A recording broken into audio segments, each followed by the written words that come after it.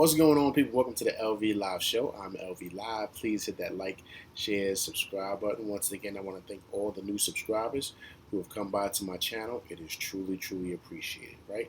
But listen, let's get right into it. The Knicks lose a tough one on their West Coast road trip to the Utah Jazz, 113 to 104. This feels like this was very similar to the Lakers game. The Knicks had an opportunity to win this one. They were right in it, and they just let it slip away. They pretty much we always talk about the third quarter of doom. That was actually a positive for the Knicks because they won that quarter 29 to 23, where they went on a 17-0 run, which put them up by 12. But they lost the fourth quarter. We'll call it the fourth quarter of doom, 31 to 18, and that was the ball game. We had great efforts tonight from people like Big Mitch. Big Mitch was huge tonight.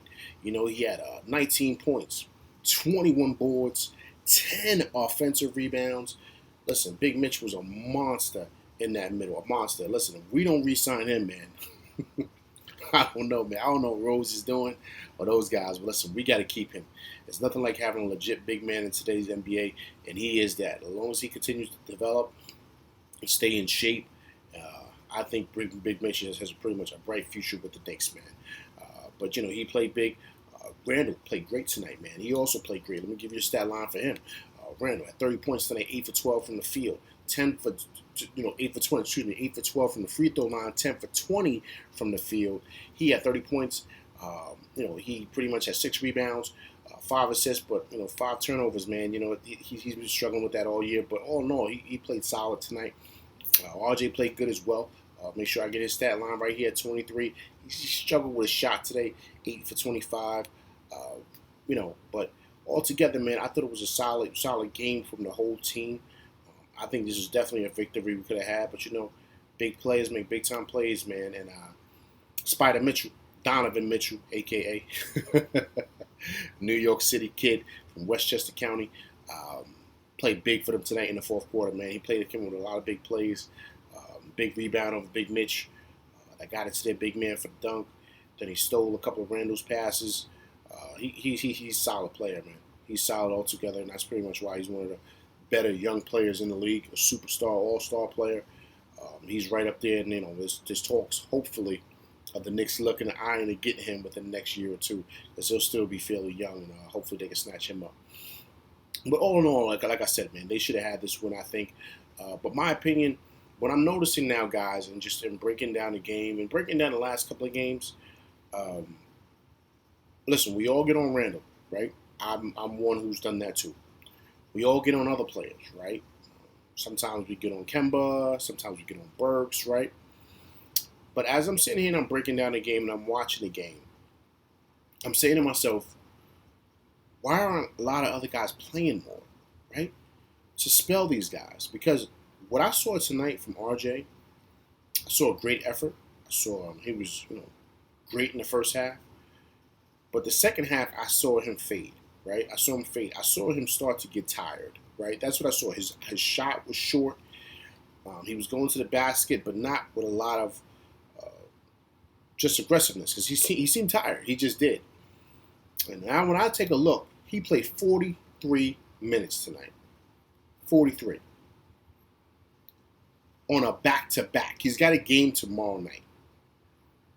Like Tibbs, man. But see, now I'm starting to really question a lot of things because, guys, if you guys stay with me now, if you guys are looking at these wins, right, looking at the losses and the wins and, just pretty much how the team has been going this year, just all together. When you take a look at things, you say to yourself, okay, why does the offense look as terrible as it does, just one-on-one, right? What's going on? Right? Is it the players? No, it's not the players. It's the coach. The coach constructs the plays. When they go back in a timeout, they don't just sit in the huddle with themselves and say, yo, you go here, yo, you go there, and then I'm going to shoot. No, they sit down and the coach draws up a play. What's going on? Why have we been calling it all season the third quarter of doom? Because they don't seem prepared to come out for the second half. It's coaching, preparation, right? All those things. Why do some guys just seem tired? Or the team sometimes seem tired? Like, why? Just no type of energy at times, right? Coaching. right? It's easy to blame the players, right? That's the quick thing. It's easy for all of us to destroy Randall, right? I've had my moments with Randall, but I've always said I think Randall's a good ball player. I really truly do. I don't think he's a first option. Like I don't think he's that, right? I think he's like a second or third option on a really good team, and I don't think I just don't think that was fair to him to put all that pressure on him because he had a good season last year. You just got to know the type of player that he is, and kind of let him play in his game and help him help him develop.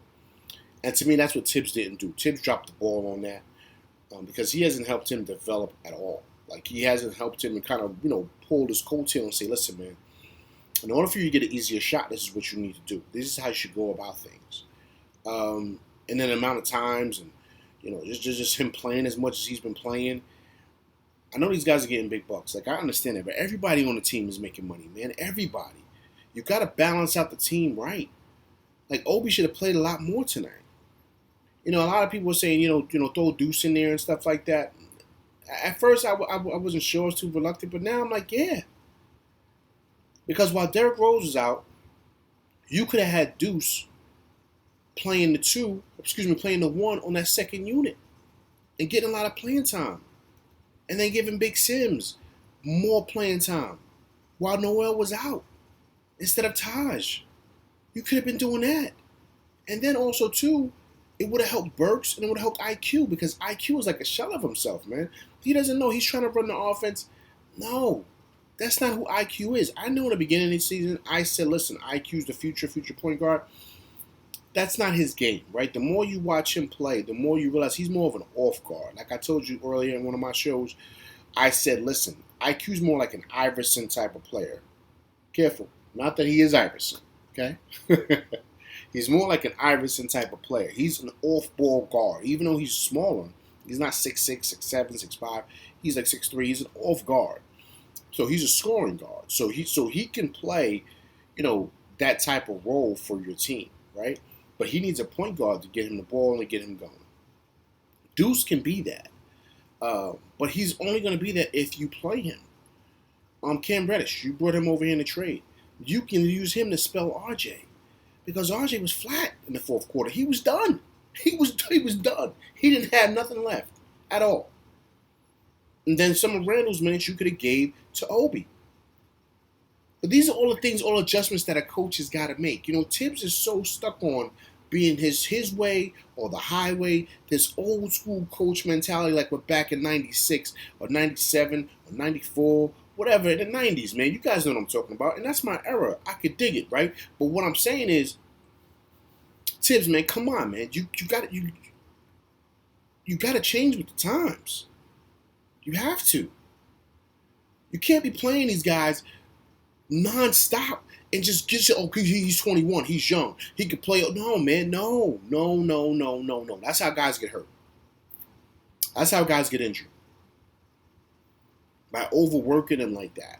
You don't need to play them all these minutes, man. You just don't. Give these other guys opportunity because then it's going to help balance out the team. And I'm only saying this, I'm stressing this because I'm seeing guys playing in the fourth and they look tired. And then they're on the first game of a back-to-back. Like, come on, man. As a coach, you got to use this. You got to think, we got another game tomorrow. All right? So I don't want to overwork these guys and get them to the point to where they don't have any energy and they're shot and they're not at their best for tomorrow night. Like, I got to balance this lineup out and trust these guys to play.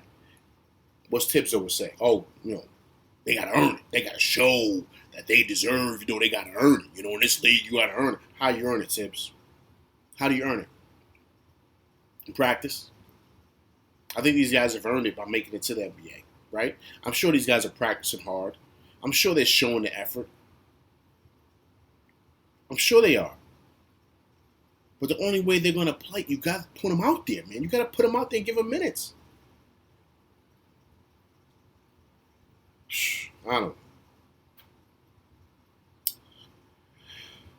But another tough one, another tough loss.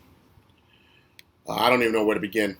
I mean, it's just tough, man, because you're watching this team, you see so much potential, and you're just saying to yourself like, come on, man, like we got to do better. We got to do better, and it starts at the top.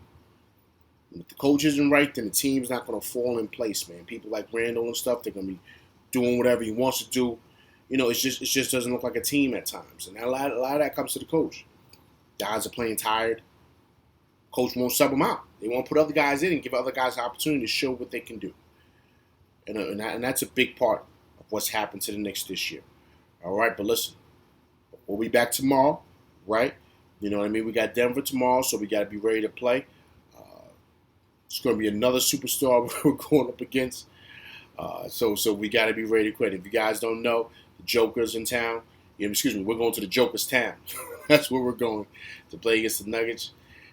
And so we got to see exactly how we do against them. But it's going to be tough, man. It's going to be tough because we're on the second game of a back-to-back. All right, so we can see what happens. But I'll be there and I'll be ready to go tomorrow night. All right, but listen, that's my show. I'm LV Live. Please hit that like, share, subscribe button. Hit that like button. Hit that like button. Hit that bell icon, people. All right, and I appreciate you guys coming by. All right. Also, too, once again, please leave comments, man, so we can go back and forth and debate. All right. I appreciate you guys coming by. This is LV Live, and I'm out. Peace.